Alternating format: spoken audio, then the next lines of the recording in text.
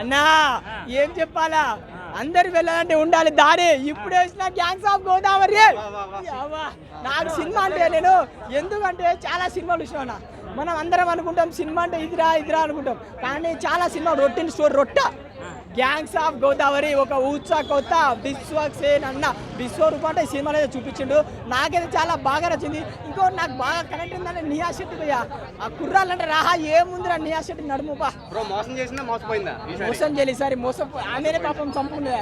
ఆ హీరోయిన్ కొంచెం లాస్ట్ అవుతుంది, కానీ అందరూ అంటారు ఆహా ఏముందిరా నేహా ఆమె నడుముకు నేను ఫిదా బ్రో. చుట్టంలా చూసి పోగల అది ఎంత ట్రెండ్ అయ్యో తెలిసిందే. ఆ సాంగ్లో ఆమె డ్యాన్స్ పైనుంచి వర్షం పెడతాడు, ఇట్లా విశ్వచ్చిన ఇట్లా ఇస్తాడు.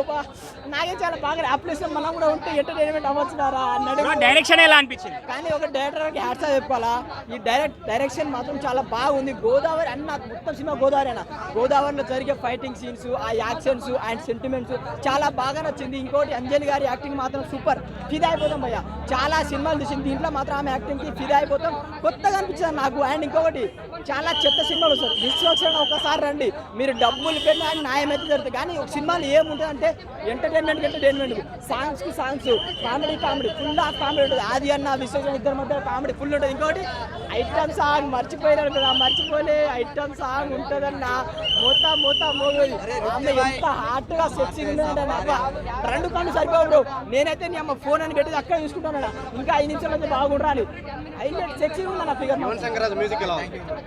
మ్యూజిక్ గురించి చెప్పుకోవద్దు, బీజిఎం కానీ బ్యాక్గ్రౌండ్ బీజిఎం అంటే ఫైటింగ్ సీన్స్ లో ఆయన ఎంట్రీకి బీజిఎం మాత్రం సూపర్. ఎంటర్టైన్మెంట్ మమ్మల్ని ఫ్యామిలీ ఆడియన్స్ బాగా నచ్చుతారు సినిమా, అంతే ఒకటే మాట.